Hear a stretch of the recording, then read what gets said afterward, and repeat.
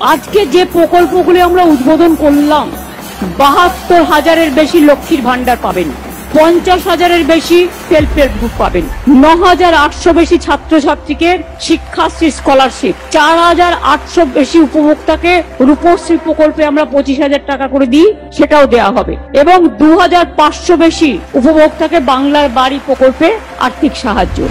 বাংলা এবার ধান উৎপাদনে সারা ভারতবর্ষে ফার্স্ট হয়েছে। তাই মনে রাখবেন, কৃষক বন্ধুদের, ক্ষেত মজদুরদের আমি সবাইকে অভিনন্দন জানাই, এই মাটিকে আমি সম্মান জানাই। এই মাটি আমার সোনার মাটি, এ মাটি সোনার চেয়েও খাঁটি। এই মাটিতেই জন্ম নিল রবীন্দ্র নজরুল, একই বৃন্তে দুটো কুসুম, আলোকময় সে ফুল। তাই বাংলার ঘরে ঘরে নতুন প্রজন্ম হাল ধরো আজ ভারতের দরবারে। আমরা হারবো না, মাথা নত হবে না। বাংলা চলবে নতুন করে, বাংলা গাইবে নতুন সুরে। জয় বাংলা।